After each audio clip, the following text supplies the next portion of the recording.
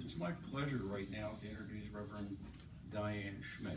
Reverend Schmidt is a spiritualist minister, a medium, a healer, but she's also an Army veteran, which I am too, and she's the commander of the Christmas, Florida American Legion Post.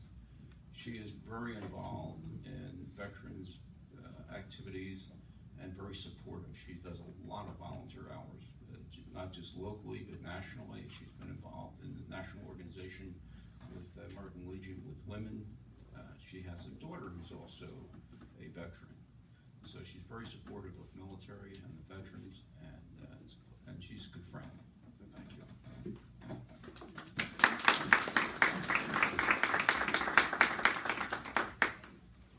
Before you leave today, if you would like to preview our POW MIA table that represents those of us who we don't know where they are right now. So I just want you to know that I was fascinated to learn that spiritualists were so successful as leaders and as soldiers in the wars, all wars. They seem to have this innate sense of just knowing.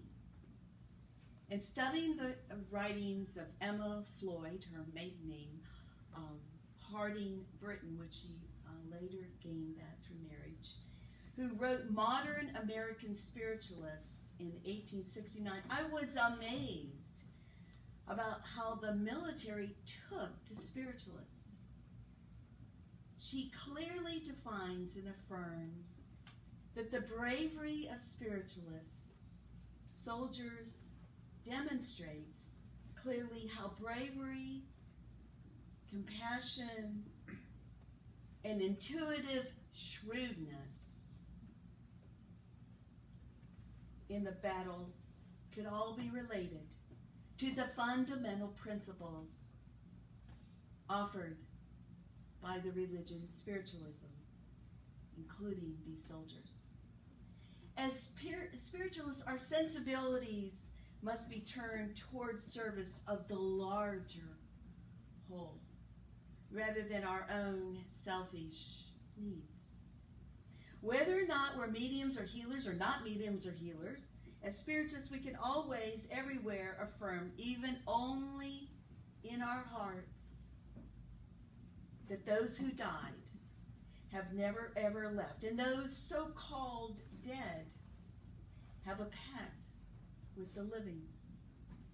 This pact, facilitated through mediumistic communications, takes the fear away from death and replaces it with an understanding that we are all connected all the time, and death never changes anything with this connection.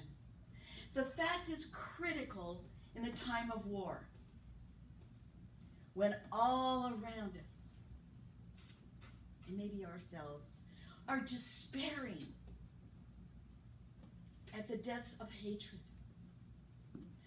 of stupidity,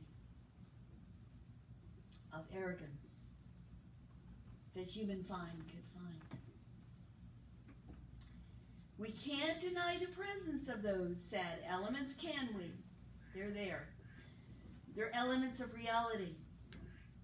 But we can understand that the so-called dead have entered the new realm of life, one to which we all will eventually be called. With the wisdom sadly gained through experiences of war, those who've gone on to spirit through acts of war bring with them a deeper awareness of life and the connections between people that we could ever come to understand on this earth plane. I ask you to follow me now on this journey I'm going to share with you about soldiers. And discovery we're going to find out that occurred. There was an officer. He reported to the Evening News in 1914, and I'm going to read his account. His true story, it belongs to him. He said, on the night of the 27th, I was riding along in the column with two other officers, and we had been talking and doing our best to stay awake on our horses.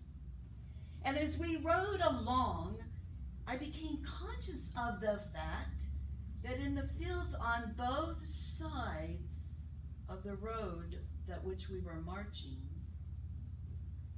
I could see a very large body of cavalrymen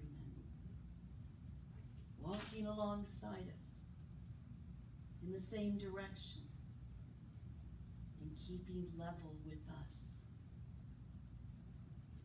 The night was not very dark, and I could see this squadron of these cavalrymen very clearly. I did not say a word, but I watched them for about 20 minutes. The other officers stopped talking. At least one of them, he asked me, did I see anything in the fields? And I told him what I saw. The third officer then confessed to me that he too had been watching these horsemen for the past 20 minutes alongside us, slowly, in unison with us at the same level.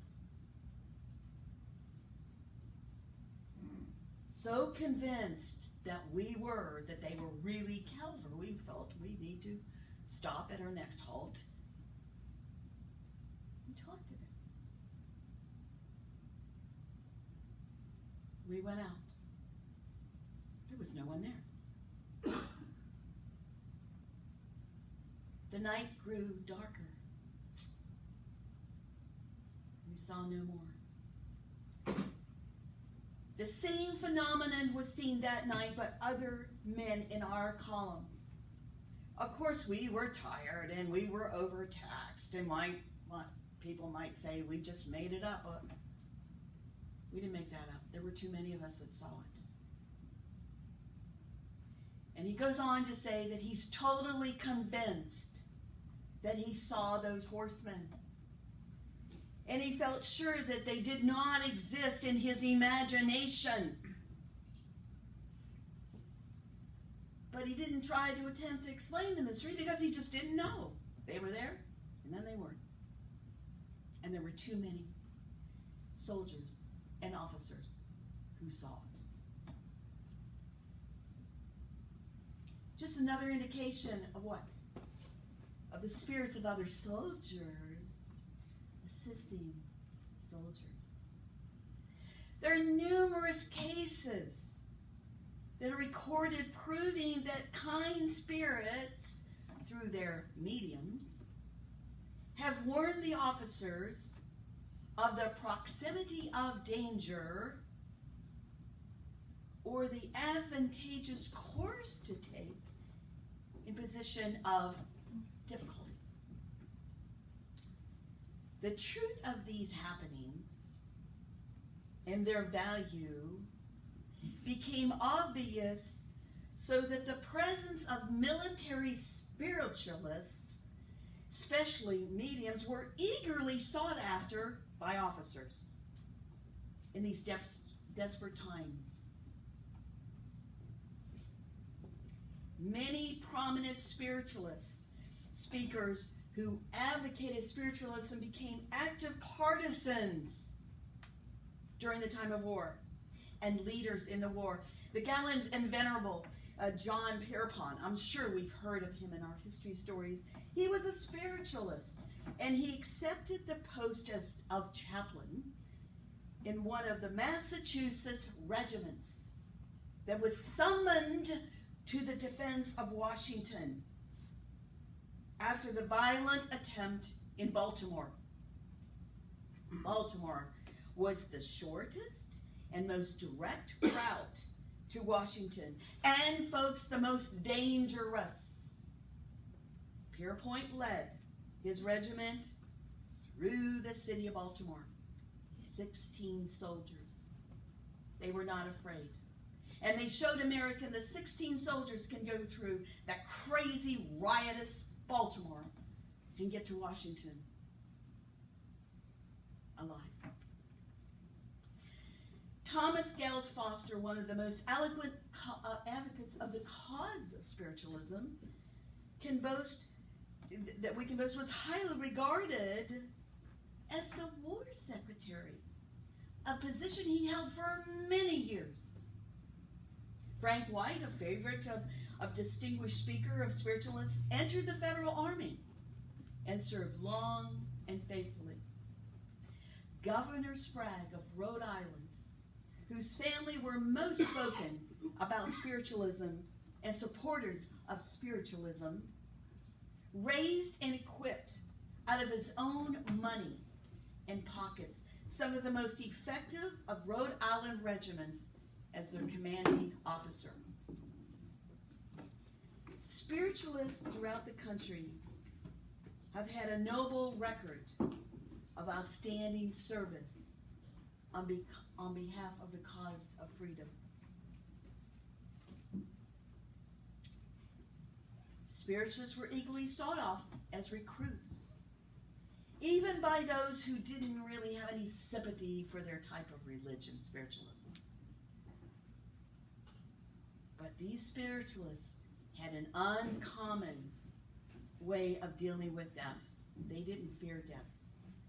And they made the bravest of soldiers. Yes.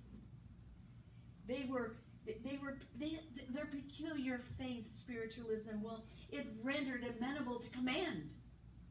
Why, these soldiers, they didn't drink, they didn't swear, they didn't smoke, and those were the popular vices of that era. But see, these soldiers didn't do that. They were soldiers for the right reasons. There was a widow, a spiritualist, and this is a story from Emma's book. She had 5 children. And she believed, she was a partisan of the Northern cause, she believed, it's okay, we can deal with it. I'll send my oldest son to war. And he enlisted as one of the earliest volunteers of the New York Regiment. After 5 months, she gathered the family together and she said, calmly, I might add, children, Ernest has gone. He appeared to me last night. He's gone to the land of peace and love, and he's with your dad and your sister, and he's happy. He's happy. And she went on to say that Ernest said that she should send Edward, the next child, in his place. So Edward went, and he was welcomed by the troops, who affirmed what the mother had said. 5 months later, she sat on the front porch with her 3 remaining sons. She suddenly saw her first 2 sons, Ernest and Edward, and realized her second son had died. She saw them in spirit. Stating, my Edward is free, and joined other heroes. She asked William, her third, what time is it? He said, 8:30. The widow learned the following week that Edward had indeed died at 8:30 the week prior. The family were all spiritualists and mediums. And with their faith and their patriotic enthusiasm, it was no surprise to her neighbors that William, the 3rd son, departed for the war. 2 weeks after the death of his second brother. In fact, the fourth son, Merwin, only 19, insisted on accompanying his brother to war. He stated to his mother, Ernest and Edward want us in the spirit land to help form a regiment of guardian spirits who are going to turn the tide of war. And they cannot do it without us. He said, I know, dear mother, that we shall not return. 10 months later, the youngest son, Louis, jumped up as he saw his 4 brothers, Ernest, Edward, William, and Marwin, and they were all covered with blood and the dust on their faces. But they were so happy. Their eyes were bright. And he said, Mother, the boys are angels now. And he said to his mother, they've come to fetch me. But this mother was not ready to lose another son. But the youngest insisted. He insisted, no, my brothers told me that I will return, and he did.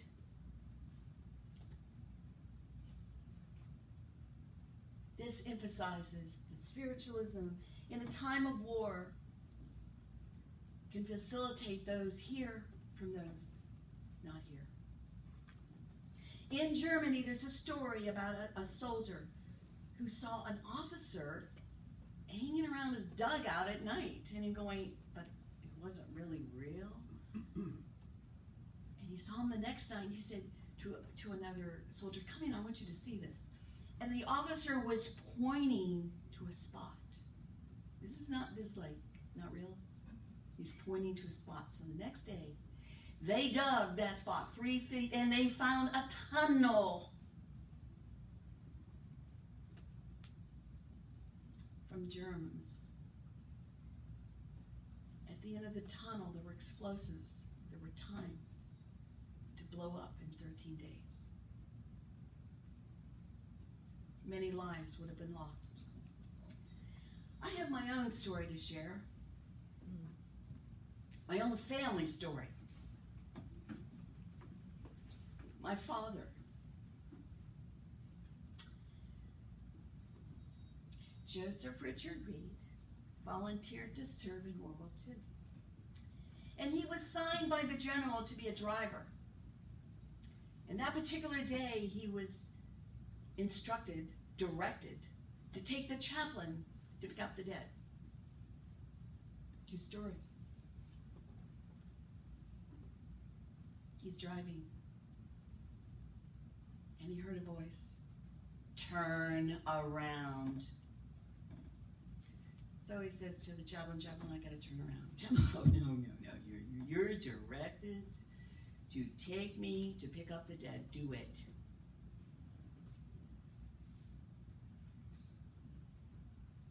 My father heard another voice, stop and turn around now.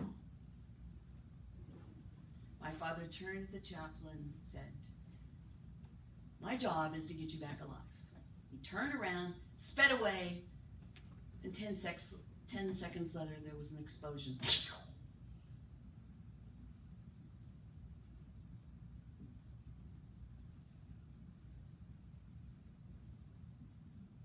In closing, I want to share a message from Edgar Cayce, the Sleeping Prophet. May the sacred impression reaching us from those who love us and ever guide us in our footsteps in the great journey of life. And to the Gold Star mothers that are here today, we're here for you. And for the Blue Star mothers who are here today, we get it. And to the families who support veterans who come back with loss of limbs, PTSD, TBI, and all those atrocities of the war, you're not alone. And to the veterans who are here today, we have a special present for you. For each veteran who's here today, most of you have I keep losing my tag. Most of you have tags. Some of you walked in and didn't get your name tag or your military branch tag. My daughter, retired Sergeant Army Courtney Schmidt, will give each veteran an envelope. And in the envelope is a John Wayne. And the Marines will call it a John Wayne because this tool from the Army, from the Navy, from the Air Force, from the Coast Guard, and the Marines was the toughest tool, the P-38. And it kept us all alive, if you know what it is. So we give that to you together. So folks, we're all in this together. Amen.